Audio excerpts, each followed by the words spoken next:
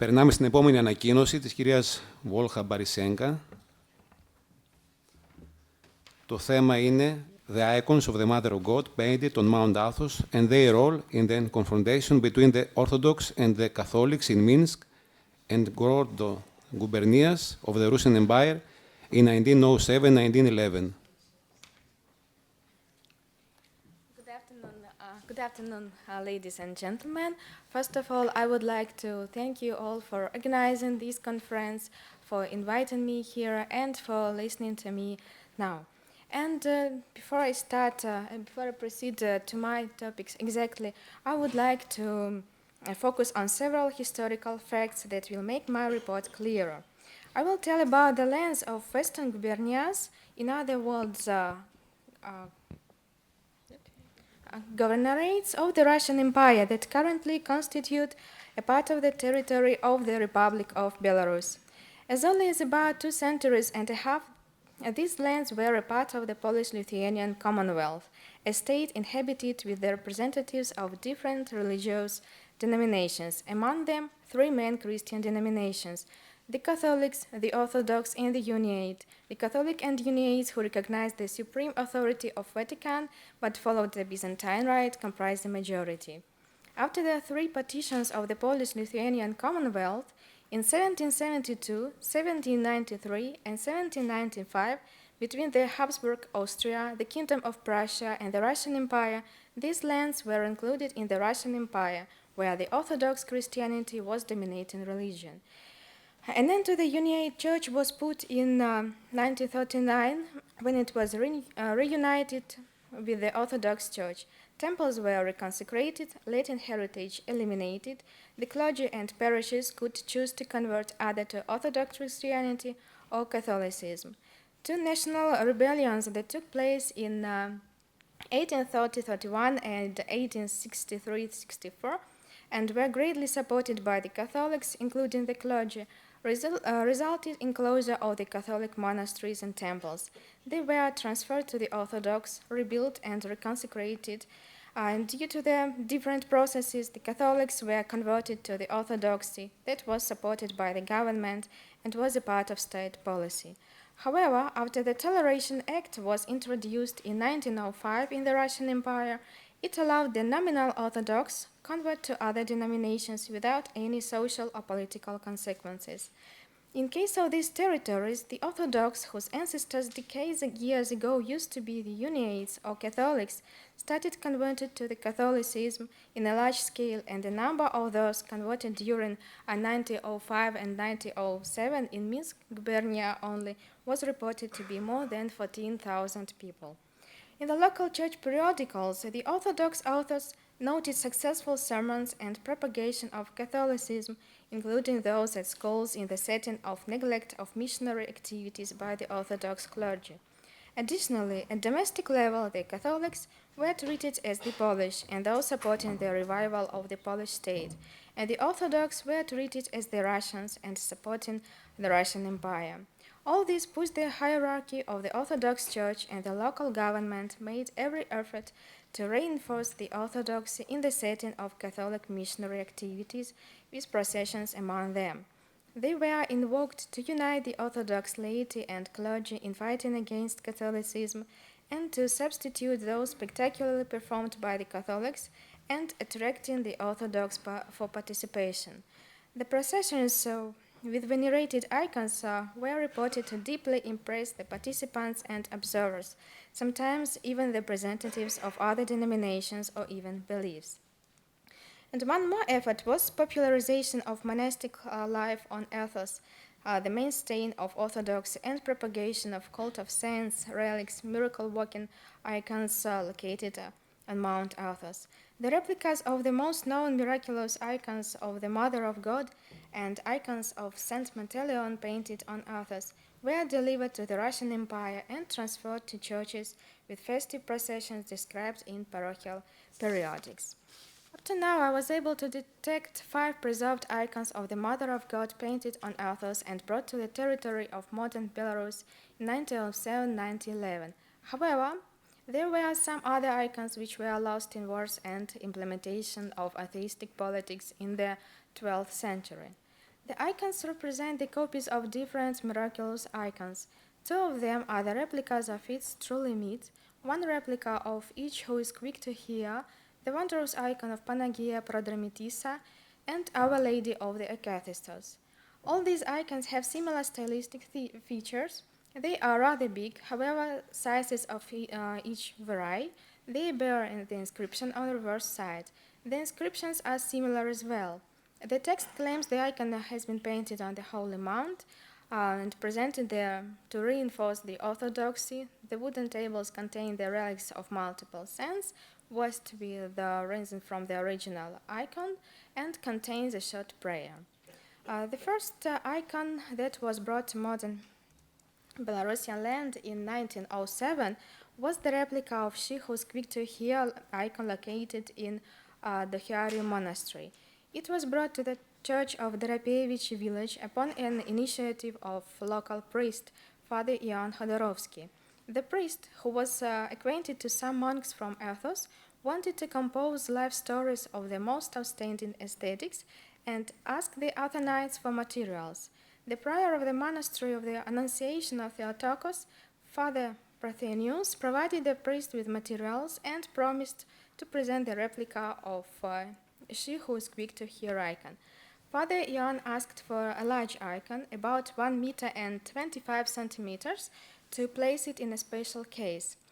In 1907, this icon was painted and sent to Drapeevich from Athos via Odessa to Kobrin by railways.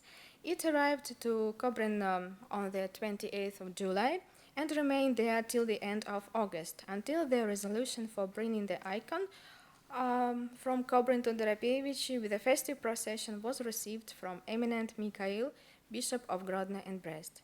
As was stated in the description of procession, the objective of this procession was, translated quotation, to awake a holy religious feeling, touch upon deserted hearts for convenience, seeding blessed seeds in this heart for orthodoxy time. End of translated quotation. After the resolution was received, the icon was transferred to the church in Drapeevich. The transfer lasted for 3 days. However, the distance, as you can see here, was rather short. It was about 37 kilometers, and normally would take, let us say, about 10 hours.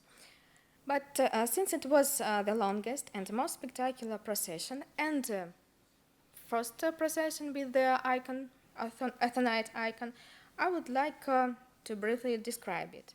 On the first day, it was brought to St. Nikolai Church in Kobrin, decorated with flowers, and the night service was celebrated.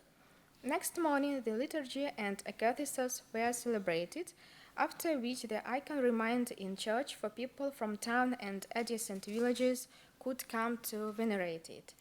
The procession started at 5 p.m. and comprised of many people, including sick and disabled, carried by others who were singing the songs to the Theotokos. In Petki village, people made the icon and prepared for it and clergy a special room where the prayer service was held, and the locals came to venerate the icon till 12 o'clock at night. At 4 o'clock a.m. on the 2nd September, the procession was continued. In Gaikovka village, people made the icon with bread and salt, as the dearest guests met, knelt and burned candles. On the way from Gaikovka to Verkhalesye village, the night service was celebrated, and liturgy was celebrated in Verkhalesye. While passing the villages with the icon, the divine services were held, and people venerated the icon. The procession reached Drapeevich after 8 p.m. on the 2nd September. It was met by multiple people with candles light. The priest noted that even the Estonian Lutherans who lived in Drapeevich met the icon together with the Orthodox carrying candles. The icon case was made in Chernigov, modern Ukraine, and the icon was placed therein. That tradition was put to celebrate day prayer services and Akathystos, which has been kept up to present day. 3 other icons were brought from Athos in 1910 and one in 1911. However, it was ordered in 1910 as well. I would like to note that in 1910, Minsk Gubernia and Minsk Diocese There were many other missionary activities undertaken by the Orthodox, so there is no wonder that the majority of icons were brought this time. Two icons from modern Cherven, former name is Igumen and Glubokaya. However, it was Vilnia Gubernia, but it was exactly at the border of Vilnia and Minsk Gubernia. Other replicas of it is truly meet. The icon was brought in Igumen in 1910 due to the efforts of eminent Mikhail, Bishop of Minsk and Turov. The icon is large, painted on wood. The back side of the icon bears lines and traces of currently illegible inscription, which is likely to be similar to the inscriptions on other icons brought from Mount Athos this year, since they are typical. Initially, it was brought to the monastery of Lyady and then to Smilovich, from where it was brought to Igumen on the 29th of June. Difference from the icon in the Doropeevich, the procession with this icon lasted one day only, however, was rather festive. The icon remained in the church till 1934, when the church was ruined. A woman with a girl brought this icon to their home on the sledge, and the girl, Alexandra, kept it at her house for more than 70 years. The icon was returned to a new church in Cherven in 2009 and is specially venerated by the parish. The icon, presently located in Glubokaya, was delivered in 1911. When the local temple was being renovated in 1908, the construction committee chaired by the senior priest Yefim Divolovsky of the aforementioned church raised money for the construction. The Athonite, quotation, patriot monks proposed to present the church with the It Is Truly Meet icon on free basis, which was delivered next year. The icon was painted with oil on cypress table, about 1 meter and 30 centimeters long. It is said to contain inside the table the parts of relics and pieces of cotton blazed on the Holy Sepulchre, relics of saints, and in front of many miraculous icons of the Mother of God, saturated with the chrism from ever-burning oil lamps on the Holy Sepulchre, Golgotha, sprayed with water from Jordan River. There is a long inscription on the reverse side of the icon. In short, it states that it contains lots of holy relics, was painted and blazed on altars, and sent as a gift by the poorest Russian Athonite patriot monks to the church in Glubokaya and other Orthodox residents of the town and surrounding areas to protect from disasters, visible and invisible, enemies of Russia, Tsar, Orthodoxy, and Christianity, and a prayer is provided. As other icons, it was delivered to the nearest station, Dunilovich, and transferred to Glubokaya on the 12th of June with a procession including 1,000 people. On the way, the icon was met by the residents of villages who constructed arches decorated with flowers, embroidered towels, icons, and burning candles. It was left overnight for veneration of worshippers. The next day, it was carried to the nearest lake to bless water. The fraternity members gave away religious books and brochures to the participants. The procession deeply impressed the population. There were reported several cases of healings from the icon during the procession. Since then, the icon is located in the local church and is considered to be miracle working. One more icon, the replica of wondrous icon of Panagia Prodromitisa, is currently located in Dzerzhinsk town. Previous name was Koydinova. The icon was brought in April 1910. It is large as well. Currently, it is covered with a plating. It also has an inscription on the reverse side. It is almost illegible now, but it is possible to suggest that the content is to some extent similar to those provided on other icons. The author of article who described the procession with the icon, a priest of church in Tonova Sloboda, noted that he had not expected that many people willing to participate in the procession, since two-thirds of the laity turned to Catholicism. However, he stated that many Catholics, and even the Jews from adjacent villages, having left their works, participated in the procession, omit the icon and processions, provided them with the food and drink, asked to enter their houses, and blessed them with holy water. A replica of Our Lady of the Acathystos is currently located in Rakov, where it was delivered from the Athos in September 1910. It was presented to the church and local fraternity by the Athonite patriot monks, with monk Renasi among them. It is painted with oil on cypress table, about 70 centimeters long. It was reported to be blessed by Athonite Geronta with holy water from the mix of water from Jordan River, holy springs in the Holy Land, Constantinople, Athos, and the spring of Saint Seraphim of Sarov in Russia. The icon is also reported to contain the relics made up in the table, a part of the Holy Cross, parts of relics of different saints, and pieces of cotton blessed in holy places in Jerusalem and Athos, including the relics of 26 martyrs of Zograf Monastery. An inscription on the reverse side of the icon is very similar to that on the icon from Glubokaya, with variations in names and some other details, and with greater stress on propagation of the orthodoxy and denouncement of Catholicity. The icon was carried from the railway station in Zaslavl to the church in Rakov. It was a spectacular procession. The procession lasted one day, but it was aimed to impress the Orthodox and, translated quotation, bring light in the history of this gloomy region. End of quotation. The icon was carried in into each house, from house to house, through all the villages. The procession was called a demonstration of the triumph of orthodoxy in the lens of confrontation between the Orthodox and the Catholics.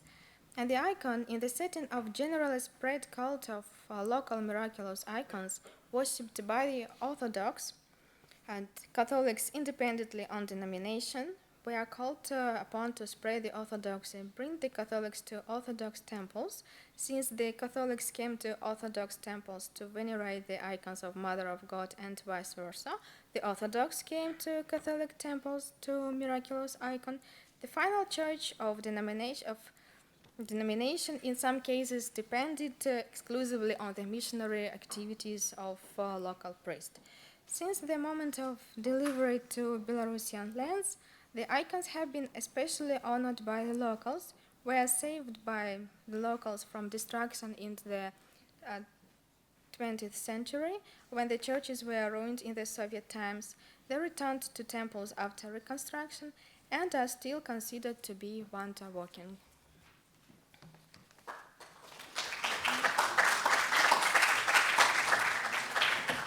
Ευχαριστούμε πολύ. Ναι, ο κύριος Χρυσογοίδης.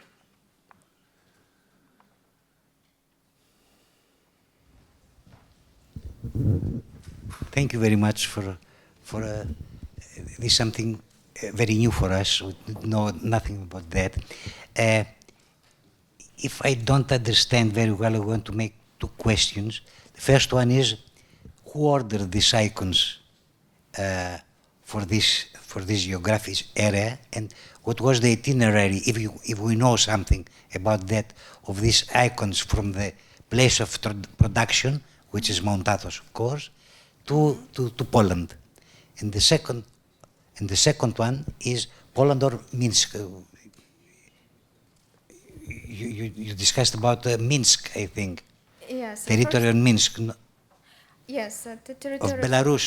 Yeah, local Yes. territories of Belarus. Previously, that was territory of Polish-Lithuanian And the second one, did we have a kind of an environment of confrontation between Orthodox and Catholics in this area, and we have the use of these icons towards the protection of the, or to strengthen the Orthodox faith against the Catholics? Well, These two questions. If perhaps you refer to this, but perhaps I did not understand very well. yes, these icons were ordered. It is not exactly known who ordered them. Only in one article, in case of one icon, this one, we can be sure that the local priest of the local church had some acquaintances at Mount Athos and ordered the icon. But we don't know anything about the masters who made it. We don't know anything about painters, since there was no information about it. The information about these icons was placed in local periodics. And it was just, in every case, it was specified by patriot monks. And patriot monks. So we can suppose that these icons were painted in the monasteries that were located to had some relations with the Russian Empire. Because we can trace here different different situations. First, this confrontation between the Catholics and the Orthodox after the Toleration Act. And second was that the Russia tried to reinforce its positions in Athos. So it could be somehow connected. But unfortunately, nothing is known about the origin, where exactly from, who made it, and how it was organized. Maybe it requires some additional deep investigation into it. I haven't done it yet, and the problem for this was that this period was before revolution, and documents, different archives that were stored in one place after the revolution get into different places. Something is now stored in Belarus, something in Russia, something in Poland or Lithuania, Ukraine, different countries, and something just simply lost. And this is the problem for historians just trying to investigate this period. So maybe it can be somehow determined who, when, and where exactly painted. But I just can suggest that some monasteries that had relationships with the Russians. Ευχαριστούμε. Υπάρχουν άλλες ερωτήσεις? Αν δεν υπάρχουν, να προχωρήσουμε στην τελευταία ανακοίνωση. Ευχαριστούμε πολύ. Thank you.